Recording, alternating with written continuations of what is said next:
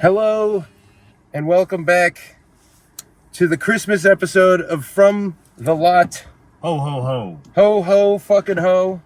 Presented by Coast Smokes CBG and CBD cigarettes, which obviously are how I smoke not real cigarettes, but still enjoy a nice smoke after a Christmas film in the family tradition. Yes. Just like your grandma used to do.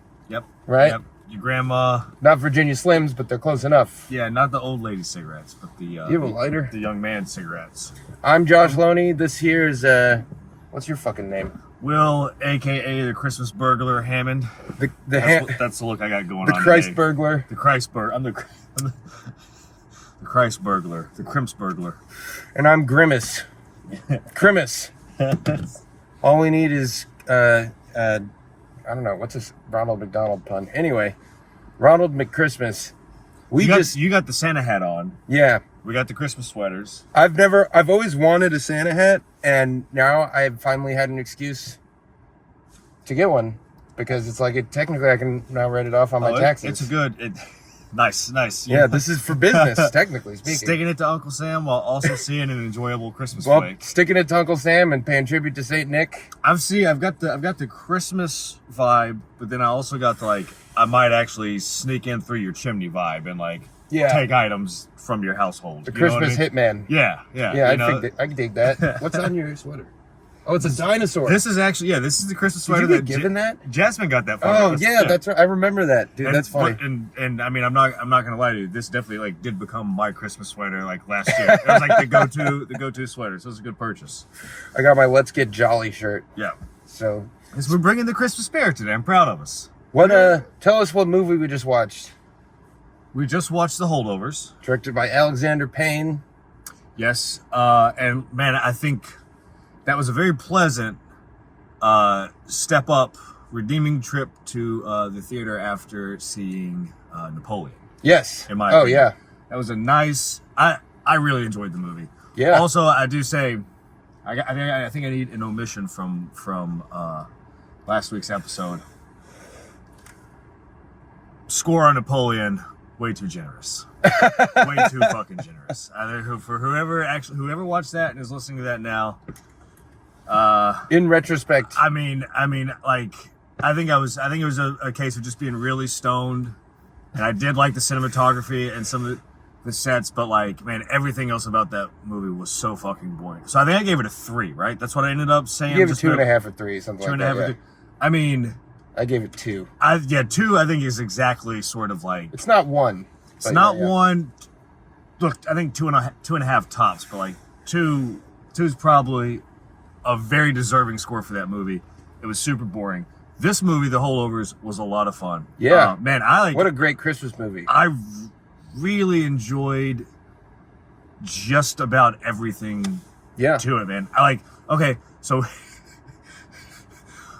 last episode we were in the chemistry void, we'll call it, of Napoleon. Absolutely. I feel like everyone in this movie, the chemistry was off the fucking chart, from all across the board, from the lunch lady to Paul Giamatti's characters, the teacher, the students. It was that was a very fun and thoughtful holiday movie. I think. This is one of those movies where it's exactly what you thought it was going to be going in a sense. A lot of times people be like, Josh, do you want to see that movie? And I'll just say no. They'll be like, why? I'm like, because I already know I'm not going to like it. Some movies are just up my alley, right. Some are not. Right. And with Alexander Payne, you kind of know what you're going to get, in that it's going to be funny. It's going to have some emotion to it. It's going to be real. It's going to be a little low key, which I think is good for a Christmas movie. Mm-hmm. Right? Mm-hmm. And I'm glad to say it did not disappoint any of my expectations, because Paul Giamatti, obviously awesome, really toes that line of just kind of a nutcase and a sweetheart. Yeah. You know what I mean? He's very a broken man. He's so effective at that, man. Yeah, he's awesome, dude. And he's a great character actor. You know what I mean? Yeah. Like he just embodies it, but he's a great. I think we missed him in our bonus segment about the great actors. Because he does lack some range in that he can only play a certain sphere of roles, but he really fits in it quite well. And this is probably my favorite Paul Giamatti performance since, I don't know, Jesus, like John Adams or, when's the last time Paul Giamatti crushed it that hard? Well, so, okay, fairly recently, meaning I think at some point within this last year, we watched Sideways. Yeah. 2004. Yeah, that's a throwback, man. Like, love Giamatti's character and that. God, he's so sniveling. You also know what Alexander I mean? Payne. Same director. Oh shit. Okay, yeah. Okay, so I mean, he's like De Niro to Payne's Scorsese. Yeah, I was just saying, man, he knows how to use Giamatti. I fucking love that character, man. I love, like, he's a total curmudgeon asshole, but is a smart guy.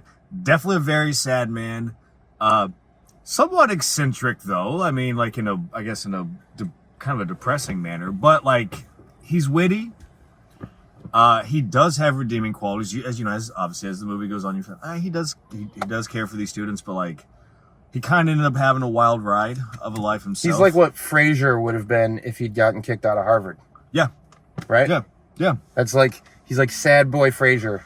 Man, I think he's total sad boy Frasier, who apparently has a clinical disorder of smelling bad. Smelling like fish. Smelling specifically that smells like fish, and it gets worse as the day goes on. So there's no reprieve. There's not a moment of reprieve for him. And then he's just drinking himself senseless, which again, I guess it's kind of like. I like that they didn't beat you over the head with the alcoholism. It wasn't like leaving Las Vegas, like, oh my God, he's an alcoholic, but he's an alcoholic for sure. Oh yeah, absolutely. You got like two alcoholics and this kid. Yeah. Yep. And dude, you know what? It threw me for a loop. There are some surprises to it because in the trailer, it seems like, oh, it's just going to be the three people the whole movie, and that was kind of what I was expecting. But in fact, there's like 5 kids to start, right? The way it pairs down is it's good pacing. I feel like I talk about that in a lot of the episodes. Writing is very important, and that's a big part of your job as a director is the pacing. And I feel like a couple of the movies we've watched recently have kind of been poor at that. This was really good, man. Yeah, how they get from school being in session to like, multiple kids having to stay to the holidays. Like, oh fuck, man, old August Tully. Yeah, the lone wolf, dude. With Angus. Yeah, not August. Yeah. Angus Tully. So he gets stuck with the lunch lady, who you find out fairly soon into the movie that she's just lost her son, who also went to Barton, so the same school the story's taking place at.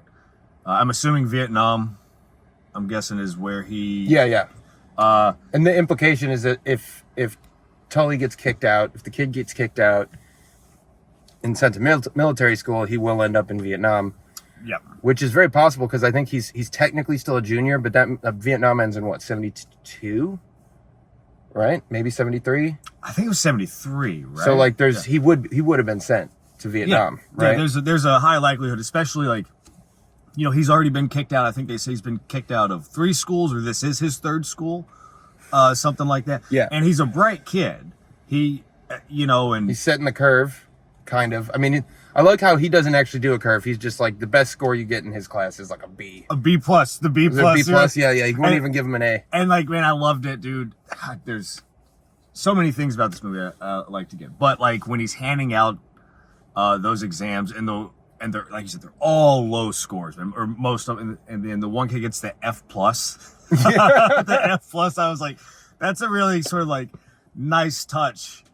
Kind of speaks to Paul Giamatti's character. You know what I mean? Like, and also, he's like, I'll be generous. I'll give you a plus on this F.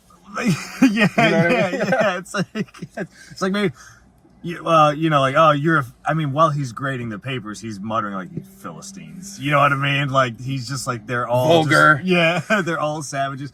But it's almost like, okay, yeah, this is terrible, but like maybe I can see you made an effort at what you're trying to draw. So F plus. Oh yeah. Also, his like, what does he refer to Angus at one point? He says, "You're hormonal vulgarities. Hormonal vulgarian. Oh, yeah, You hormonal vulgarian, Yeah, dude. yeah. Like, there's a couple like little when he tells the head of the school, calls him the penis cancer in human form. You know what I mean? Like, there's just a couple zingers he's got that I'm just like, And you're waiting for him because yeah. Paul Giamatti's gonna have it's some moment where he insults somebody. yeah. He snaps. Yeah, But he never snaps in like the extreme way. The only time he yells actually is in defense of Mary, the cook, Uh-huh. the black lady whose son has died in Vietnam. And I thought that was also a nice touch. It shows that, like, essentially he is governed by ethics more than anything. He's a principled guy. Yeah. And the kid that he snaps at, I mean, it's very quickly, although he does have a couple funny moments for sure. Like, the kid, he's a total just little asshole. He's a little snot, you know what I mean? And but you also know, like, also just kind of like an Tully, idiot, he probably has something going on. There's depth to it. He's not just like a bully for the sake of being a bully. Well, I think Tully, there's a moment where Tully, like, he takes the picture. Tully's family picture. Yeah, and he wrote fuckwad on it, Yeah, which is such a dick move. Yeah, it is. It's such a dick move. So, and you figure out why as the movie unfolds, like, Tully's relationship with his dad and how his sort of family got uprooted. But Tully goes to confront the kid, Mr. Kuntz, I believe is his last name is Kuntz. I'm not sure what the kid's first name is, the asshole. And then he kind of, like, gives, like, this, what it seemed like a spot-on delivery of, like, oh, this is why you're an asshole, this is why you're a piece of shit. Yeah, your parents don't even want to see you on Christmas. Yeah, and you can see, like, in the actor's face, like, as Tully's just unloading on him, like, oh, he's probably hitting pretty close to home, right? Yeah. Like, the things he's asserting are probably pretty fucking close, which, of course, they end up getting into a fight. So it's like, yeah, there's probably something to that. Again, there's depth. There's good depth with all the characters, and making you feel for them, even as, like, the other kids who end up leaving, and it's just Tully again by himself, but even the other kids who end up leaving, like, you get good glimpses into their home life and their backstory as well. Yeah. In the brief time that they're there, but each of them gets a moment that is genuinely relatable and very human, you know? Yeah. I think, and of course there's this parallel of, like, Tully's like a young Paul Giamatti in a sense, right? Like, it turns out they're both on the same medication. Yeah. You know, so, like, they're battling, I guess, depression is, I guess that's what the medication is for, it seems like. There's vitamins, excuse me. Yes, the vitamins. They're not medication, they're vitamins. Yeah. But no, yeah, and you know what? It took me I did not expect them to go to Boston. I thought that the whole movie was going to be a bottle episode. Mm-hmm. You know what I mean? I thought, because, hey, man, that's a cheap way to make a movie. All you need is this one location. Convince the school to let you use it, for like 2 weeks on their winter break. Mm-hmm. You can bang out almost the whole movie, right? Yeah. And so I thought that was a nice way to shake it up, Yeah. And I think it helped it from going stale or losing momentum. Yeah. It bought the movie another half hour. Yeah. Because otherwise it would have had to be like 90 minutes out. But it's about 2 minutes. There are 2 hours almost on the dot, and then you hit credits, I think. Mm-hmm. And I thought it was not only well written, but it was filmed well. They used real film. So good, dude. They used real film stock. Good. Man, the opening credits, like, just like even the scenic shots of the town that they're in, I was just like, that's fucking beautiful. Yeah. I mean, it looks It's awesome. very retro. It's very timeless, Mm-hmm. which is smart for a Christmas movie. Like, he knows what he's making. Yeah. And even if, syndication ain't what it used to be with, like cable, you still got the streaming. Next year, it's probably going to be on some big streaming service for Christmas. Mm-hmm. They're going to make some residuals over the years. So there's a business sense to why they're making a Christmas movie. But it also thematically really is like, I thought, man, I can't think of the last time I saw a Christmas movie that really fits in the Christmas movie pantheon quite as well, right? Because the key to a good Christmas movie is twofold. One, it has to have some, like, lighthearted element. You have to be able to watch this shit on your couch with your lady or your dog or your friends, right? Mm-hmm.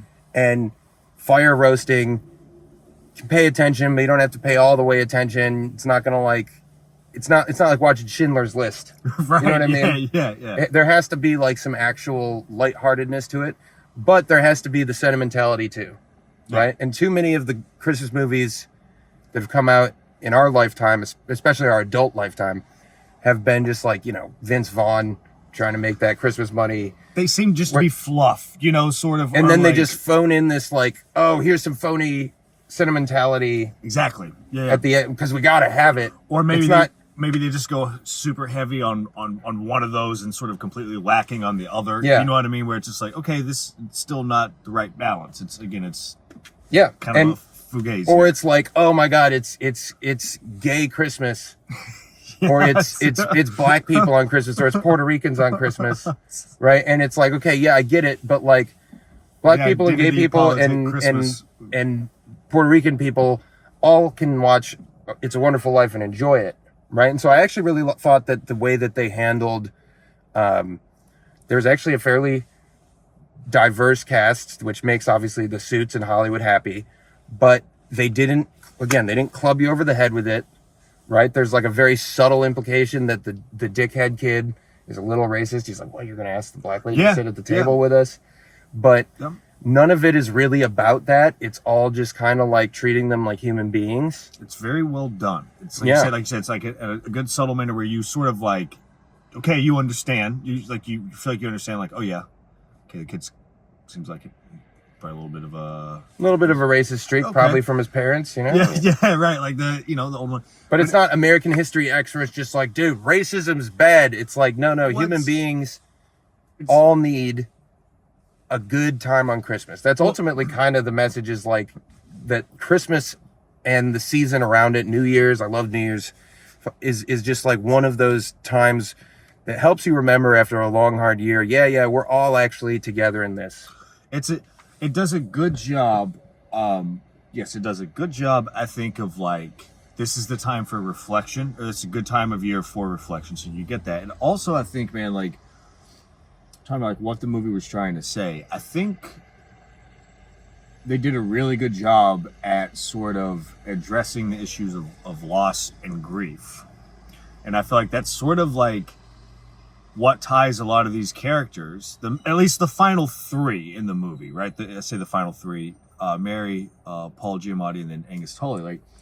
Like they've all had some form of like traumatic upheaval or loss in their life, and it's absolutely, yeah, they're all reflecting on that, and they're sort of all coming to grips like together, right? It's like they've formed their own little hub over Christmas, and they all grow from that. And I think again, thank you, Alexander Payne, for treating me like an adult. Yeah, it's good depth, man, and it's like, you said, good writing, and they treat them like people, right? Like complex characters who, like, he's kind of an asshole sometimes, but all of a sudden, like, man, his dad lost his fucking mind. You know what I mean? Yeah. And then his mom was just like, okay, I can't handle it. He gets violent. She dips out. Implication she marries just some fucking asshole. I don't know. Literally just some. Played by Tate Donovan, which I like because I feel like the only time you see that guy in a movie is just as like a rich douchebag. Right. I think he was also in Friends. That's how I know him. But even then, like you're like, man, Rachel can't end up with this guy because he's a douchebag. Right. Like, he wasn't actually a douchebag, but he's just got the douchey face. He fits the role well. I think, like, man, it's too much teeth. You know what I mean? Yeah. It's a good message, because I think that's the reason why. Well, not I think. Obviously, that's the reason why the holidays, Christmas, and New Year's can be really heavy for a lot of folks because of grief or loss, and so it touches on that, but it's not so heavy-handed to where it's like, man, this movie's a drag. Right? I mean, it's thoughtful, I think, in its delivery and its messaging, and the performances and the writing are so good that it's like you do get a nice, like, there's a sentimental touch to it. Again, there's a thoughtful touch. There's depth and weight to what these characters are dealing with, and sort of like what it confronts you to probably think about. It definitely, it's very well done. It's very it imbued me with the not only like nostalgia, which most of these movies are leaning on nostalgia. There is a nostalgic element. It takes place in the 70s. Uh-huh. They go for the timeless shit. Like even the product placement, it's all like, this is what a Glade canister looked like in 1970, Yeah. right? Yeah. And like, sure, okay. And you know what? I was fine with it because if you're gonna do product placement, that's about as Jim Beam was definitely right. Jim Beam, yeah. brought to you by Jim Beam for sure. Yeah. But like, as if you're gonna do it, this was the way to do it. Where it's just not. Again, they're not just like. Right. Yeah. It's just a part of the set, and it adds to like. It helps you figure out what year it is. I liked that they didn't just like club you over the head and be like, it's 1969 or 1970. You had to actually figure it out by the music and the look and what people are talking about and the TV shows. And it's just kind of, so you kind of just live in this environment. The dates of the names of the people who died. passed, yeah, right. You know what I mean? Yeah. They let you figure it out. Mm-hmm. And they're not clubbing you over the head again. Cause look, I think it's great to have, you know, whatever the order of the day is, right? If Hollywood wants diversity, right? Like, that's great. Just don't treat me like a fucking child, right? Because then you're not being really particularly respectful. It can't be the only thing that like that movie, that project is built upon, right? Like if you want to, because then they're just tokens. They're not real. Yeah, exactly. Like I need substance, and you need quality storytelling, right? You need a quality character arc, whether it's for someone who's good or bad or whatever it might be. Like, but there's also no like white savior shit like that one with Chris Rock or whatever. Where he's like, I forget what it's called.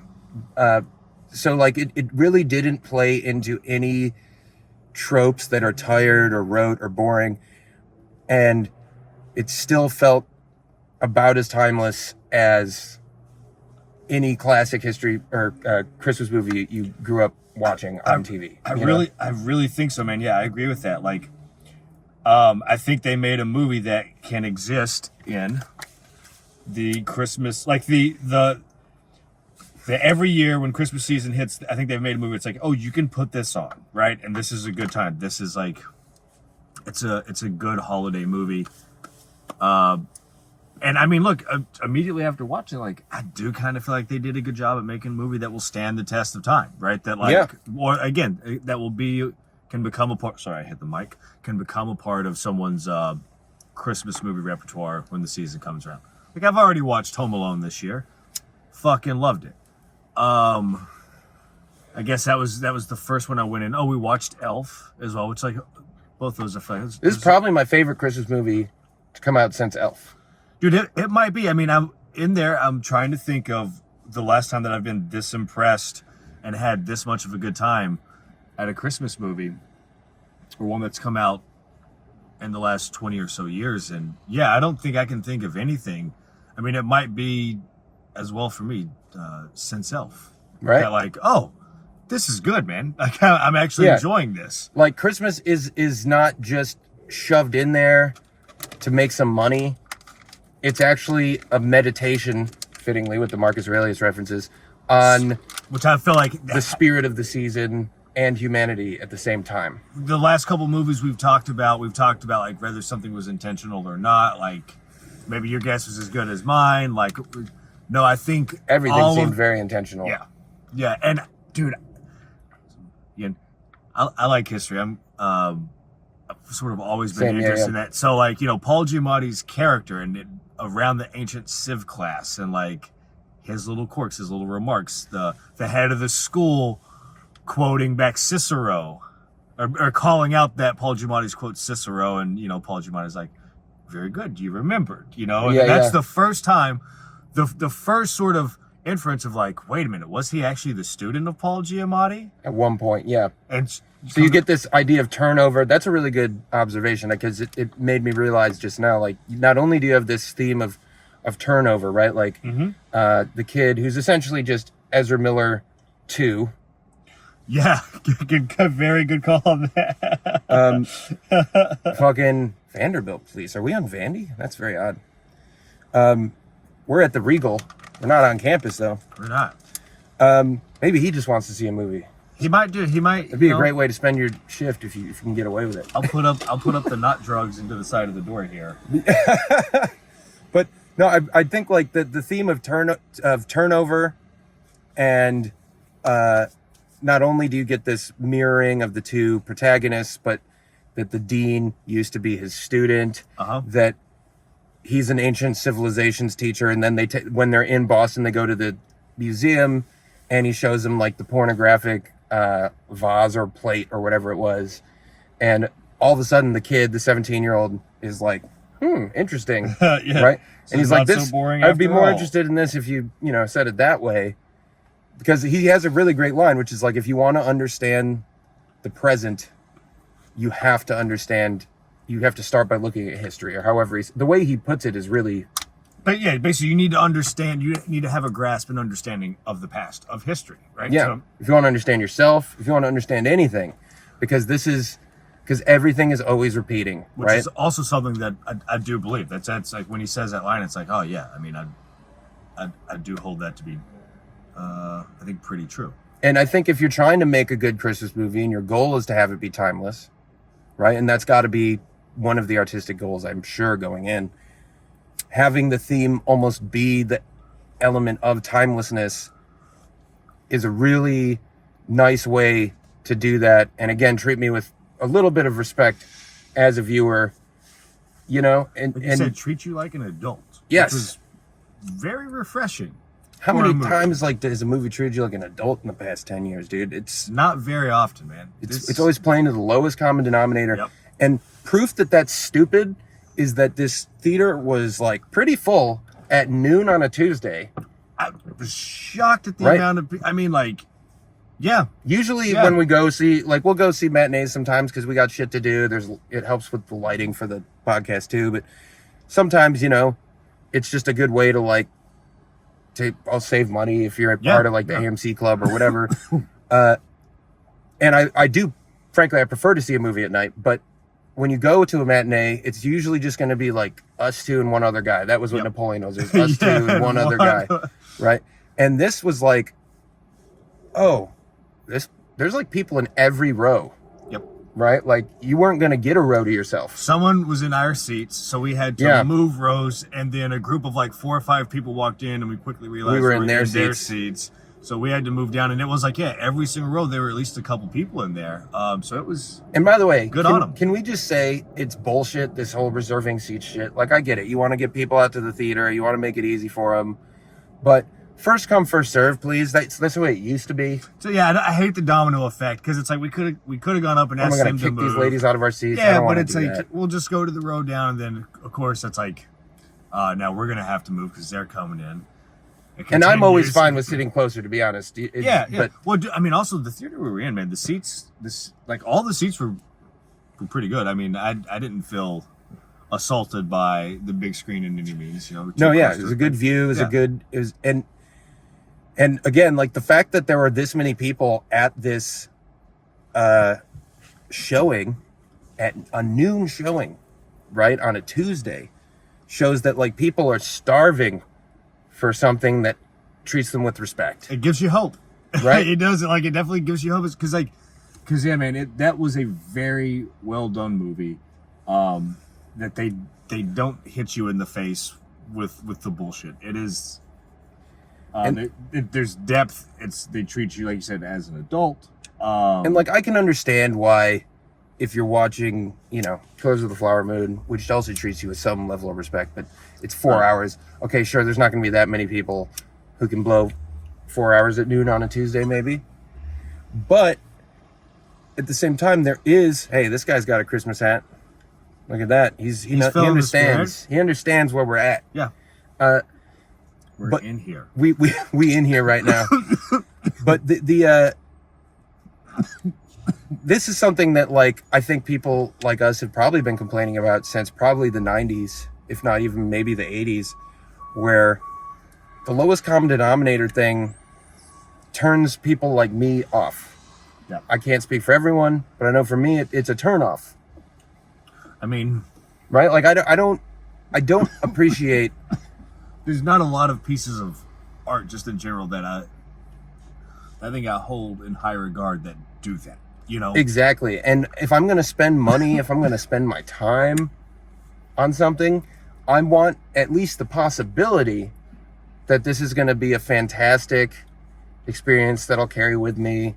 And the fact that this many people went to the movie, I hope it does well at the box office, indicates that, like, I think probably a majority of the theater-going adult population is much more interested in something like this than, I don't know, fucking Despicable Me 5 Christmas edition or whatever the hell is coming out, right? Yeah, like, man, just because, you know, we've sort of been in that land for a long time, and I'm also someone who believes, like, well, especially in the United States of America, you know, there tends to be overcorrections, you know, or maybe not even I do think it's a problem, but what I'll say is, like, you stay on one side for a while, then you kind of, there's a pushback to that, and I think that happens in music, it happens in movies quite a bit. Yeah. So maybe we are starting to get back to a point where it isn't like, who gives a fuck, Despicable Me's volume 17 with a Christmas hat on it, right? It's not like,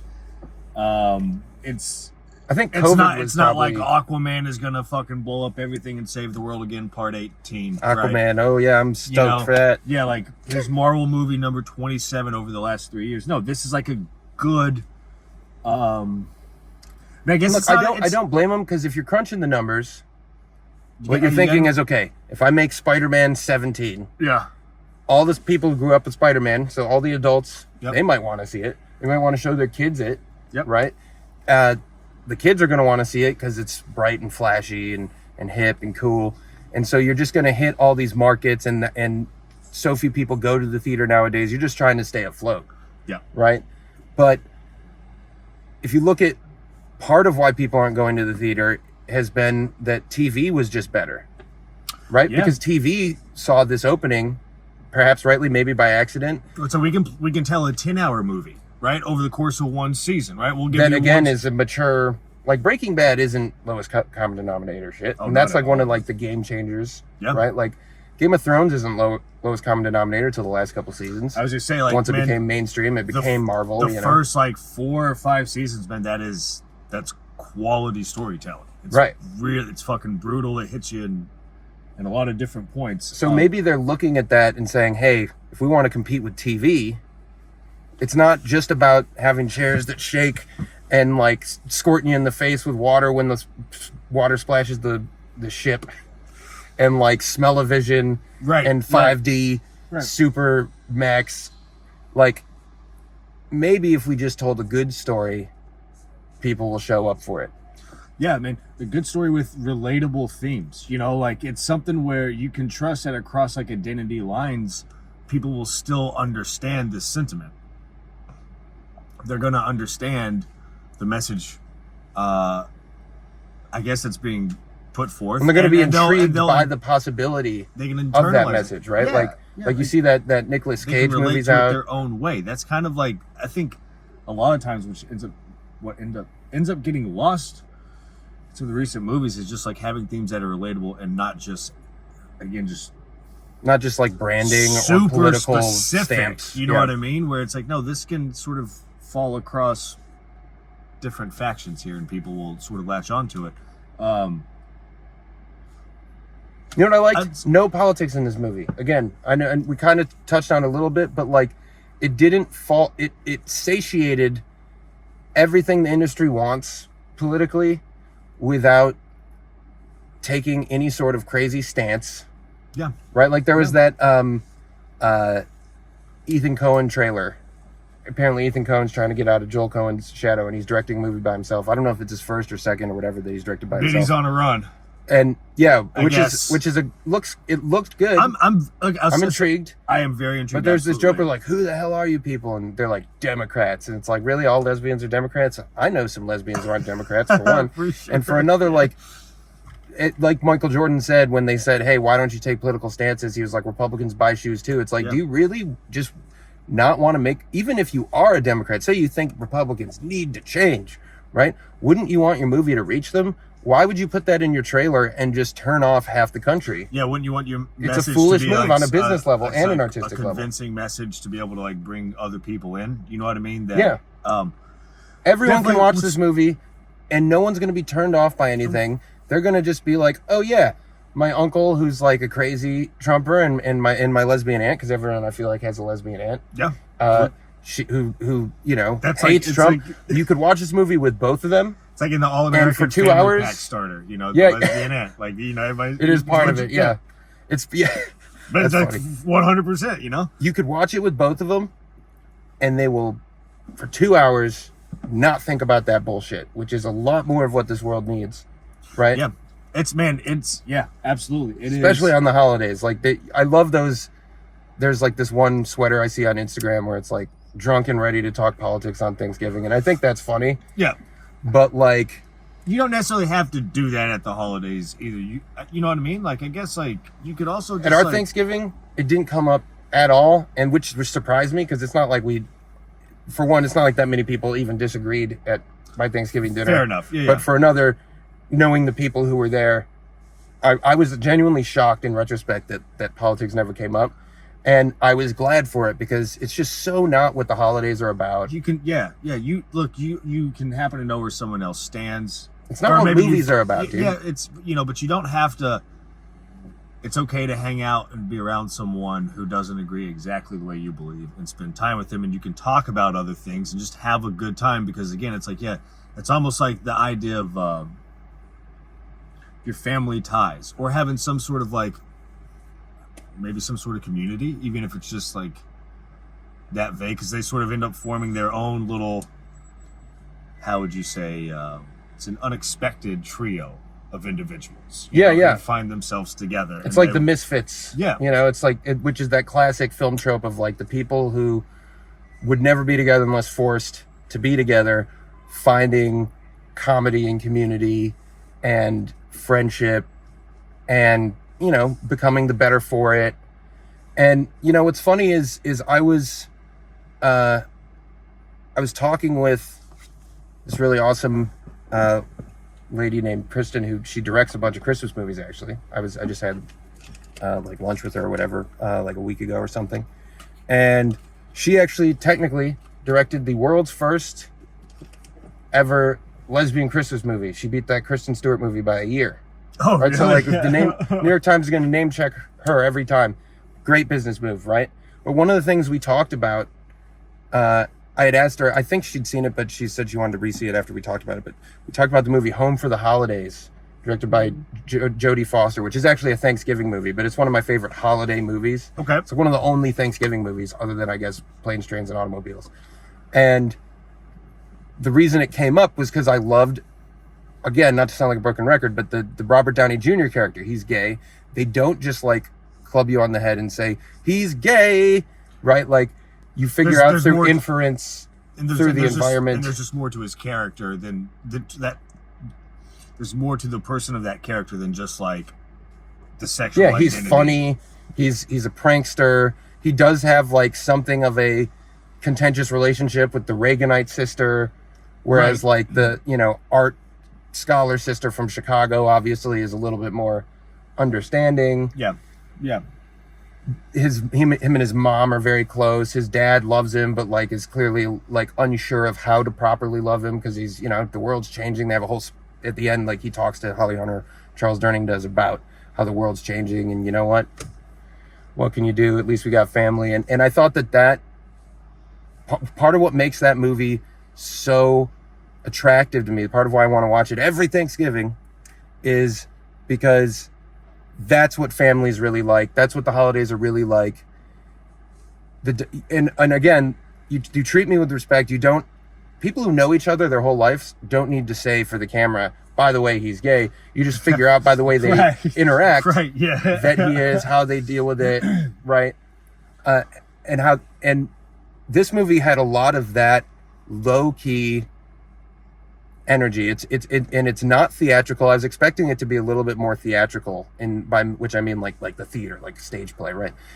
But it wasn't. It was very cinematic, but in like a 70s being there with Peter Sellers, or like almost like Warren Beatty in Heaven Can Wait, like the sort of like fades and the shots and the ornate sets, right? Like it just has this sense that you just kind of live in this world.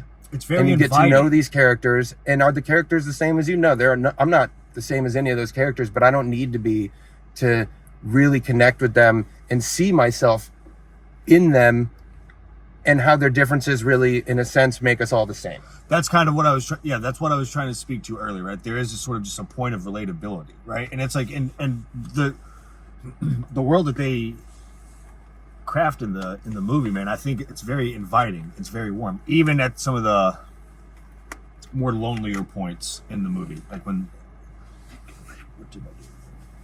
One of the lonelier points of the movie. Sorry, So like just so you know, when some of the points in the film where like the characters are just really going through it, you know, or you can sort of tell that they are feeling really isolated. I think the cinematography, the setup for this, it did a good job of again just like inviting the viewer in.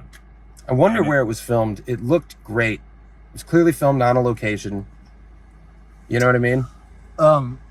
And I think that also using like a private boys' school is a really nice Okay, so thematic touch. I'm thinking it's somewhere maybe like Appalachia, or like they reference Virginia, over in Virginia. I thought it was like Andover or something in Massachusetts, right? Like some like really hoity-toity. Okay, Like Yeah, that's where it could be George W. somewhere Bush went to high school. I'm pretty sure, you know. somewhere in the Northeast. You know? Yeah, kind of towards like Great Barrington or something. You know. That's probably Because they're able to drive to Boston in a day. I assume they filmed it there because it's snowing.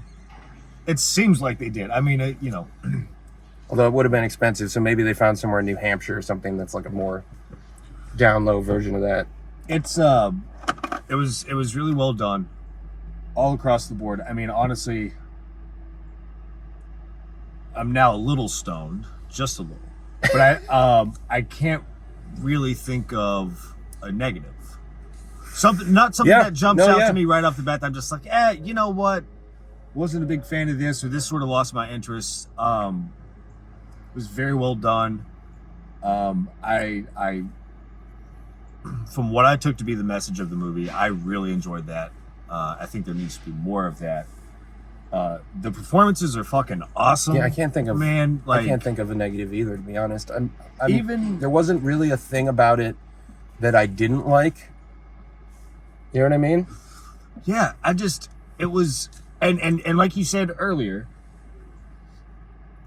you sort of almost do think that they are just going to spend the whole time in the school. But the trip to Boston, man, when they do that, that's a nice refresher. It's sort of like, and then obviously that leads to The unveiling of his. Angus There's like there's two reveals with Right. his dad. Like first it's like his dad's dead, and then you find, oh no, actually he's not. He's been committed. Yeah. And when he goes to see him, I mean, just like the first line that the dad says, like, hello, sweetheart.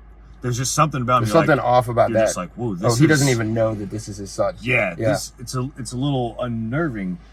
And Honestly, he sits down and and Angus opens up to him, and then the first thing he says is like, he leans in, he's like, I have to tell you something very important. I think they're putting something in my food. And then it's just like, yeah, this guy's gone. right. He's like, he's just paranoid. He's not present. I mean, they are. It's called lithium. Yeah, and obviously exactly, and he's just drugged. They've got this guy on a cocktail, you know, Yeah. of medications. And you know what? and Even it's though I heartbreaking, was you know what I hoping mean? that It they would is. give him a little something almost zanier, but I mean, I'm in the end, you know, for the sake of the film, it makes sense they didn't. It's smart that they didn't, but Because again, it's I kind of wouldn't subtle, but have it is minded just some a- just total gonzo bullshit there. You know what I mean? it was. So what's your out of 5 stars? If there's nothing Okay. wrong with it, Okay. are you giving this 5 stars? What would you give it, and why? I mean, look, I think for a fucking holiday movie, I think this is a 5-star movie. Yeah. I mean, I'm not going any lower than 4.5. But to your point, when it on the rating system, like, what could it have done better? What, did I enjoy this? What did I take away from this? Like, it's like, man, Like on the film's own terms, yeah, is there anything it tried to do it could have done better? Yeah, that's the real question. It's like I loved it. I thought they did a great job at I think getting their point across. well written, well directed. The performances are great. I don't know if they could have done anything better. I mean, that's the best Christmas movie that I've seen in a very long time. Oh yeah, that wasn't from the 30s. Yeah, You know? yeah. That's like, I mean, like a new Christmas movie, man. It was really good. Paul Giamatti's fucking great in it. Yeah. I think when you left, so one of the scenes, in the bowling alley. Oh yeah, I missed that. I was gone for 2 minutes. I had to run to the bathroom. They're having this moment as Angus is teaching him basically how to properly throw a ball, because he's just like guttering, like in the gutter every time. And so Angus asks him, he's like, "Hey, so by the way," he's like, "What eye are you supposed to look at?" You know? Oh, that's what. Okay. And then it just like goes to a close up of Paul Giamatti, and he just does this like hilarious chuckle, you know, and he turns around and like throws the ball. And so he sort of like answers him at the end of the movie, which is kind of like a nice little touch, I thought. Yeah, that is. You know, that's great. But yeah, it's 4.5 to 5 stars, man. I think that's, for a holiday movie, I think it's 5 stars. Going for the 5. Yeah. That's where I'm at. I mean, dude. the least I would go to get, it'd be a 4.5, man. I think everyone should go see it. Go see it this Christmas season with your family. I think everyone's going to be able to enjoy it. Yeah, definitely. This is a movie you should see with your parents, see with your friends, see with your significant other. Yeah. Right. The only reason I would ever give it 4.5 is if for some reason I wanted to like be really strict, like Paul Giamatti would be. Right. And right. And be like, well, is it Citizen Kane? No. Right. Right? But is it like one of Alexander Payne's best movies? Oh yeah, dude. This is, other than maybe About Schmidt. Yeah. Election's great, but like I think it's probably his best movie, if not his second best movie, other than About Schmidt. That's always the second question. Where does it fall in his pantheon, right? Like, yeah. And About Schmidt, man, I haven't seen it in a while, but that's just like a movie that's gonna make you cry. It's got Jack Nicholson in it, which obviously means I'm gonna love it because he's just such a fucking amazing actor. But like, Paul Giamatti channels that same unpredictable energy that people like Nicholson, Phoenix, right? That they do at their best. And we talked about how Ridley Scott is not an actor's director. Right. Alexander Payne is an actor's director. Like, he really brings the best out of people, and he chooses his scripts wisely. And I don't know if he revises them or not. I know he didn't write this one, so I don't know how much he had to do with the crafting of the screenplay, but he chose it very wisely. He cast it brilliantly. I thought that the kid they cast is, I don't know his name because it's, I think, his first movie as Angus Tully, was great. He's basically, you know how like we'll say sometimes like someone's like Kmart, whatever, great, you know, Walmart brand, whatever. Yeah. He's like Macy's, or what's like a really fancy store. Is Nordstrom's like? Yeah, he's like Nordstrom, Ezra Miller. Yeah. Right? Like he's got that Ezra Miller look. I almost thought it was Ezra Miller for a second, but he's honestly, Ezra Miller, by the way, good actor in spite of the fact he's crazy. But this kid was really good. I think he's going to do probably some great shit. I'm sure that they'll give him a superhero role soon enough. Yeah.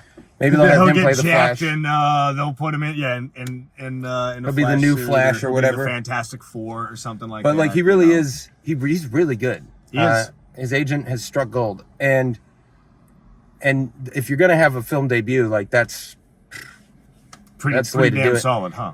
Yeah, everyone in it was good. I thought the guy who played the janitor, even though he only had a few scenes, he just has like a kind face. Yeah. It's like Naheem something. He's I think another newcomer. At least he doesn't have a Wikipedia page. He just has this great, like, kindly face where you're just like, oh, that guy's a good dude. Mm-hmm. You almost like hope like him and Mary end up together. Like he clearly likes Mary. Yeah. Right? Yeah. He's got a thing for her, and she's a little too broken, so she gets a little too drunk, but like it's not gonna, but like he's still understanding and he's there, and it doesn't seem to tarnish, like he understands. Yeah. He's got a very understanding presence. Mm-hmm. And you know, like Kubrick would say, like, a lot of times all an actor really needs to be is a prop. They need to have the right face, in the right context, Right. and they'll do their job, right? It's the Kuleshov effect is what the film nerds would call it. Okay. Because there's this actor named, I forget if it was the actor or the director, I think it was the director, and what he did is he took like the biggest theater actor of the time in Russia, and he took this shot of him, and then he put like a shot of some bread, and then they showed the actor's face, and then they showed like a baby, and they showed the actor's face, and then they showed like a war or something, and they showed the actor's face, and then all the critics in the theater were like, man, this guy's an incredible actor. You could just see like every time, like he looked at the food, he was hungry, he looked at the baby, he was so loving, looked at the war, he was horrified, and then he was like, psych, it was the same shot every time. Right. It's really about juxtaposition. Mm-hmm. So Alexander Payne, not only a good actor's director, but he really knows how to juxtapose the right look, the right actor in a story that makes sense. So I would give it 5 stars.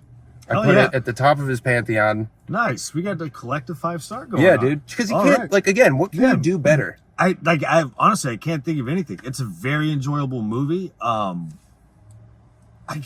Go fucking watch it. Go to the theaters. Go watch it. Please go with see it your in friends theaters. and Give these people some money. Yeah. So that we can get more like this. Yes, it's very well done, top to bottom. The last, So on the flip, like, I was like, I don't give a shit about watching the 4-hour cut of Napoleon. It's like I very much will watch this again. I absolutely and would watch honestly, this again. there could be a good chance that I'll watch this again before the season is dude, up. bring the wife. Yeah, 100%. It's a good date night movie. Yeah, I'm with that. Last time I saw an Alexander Payne movie in theaters was Nebraska.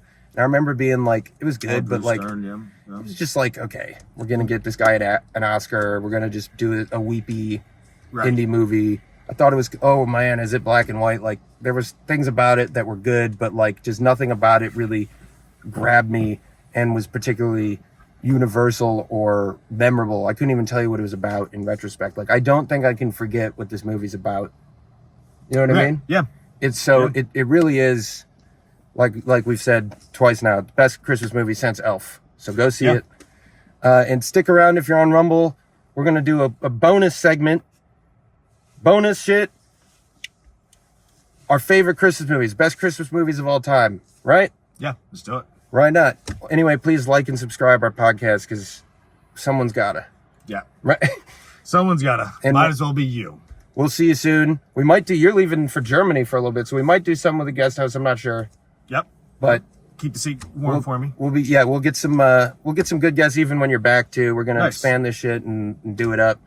So thanks to Co-Smoke, our sponsor, and have yourself a Merry fucking Christmas, everybody. Merry Christmas.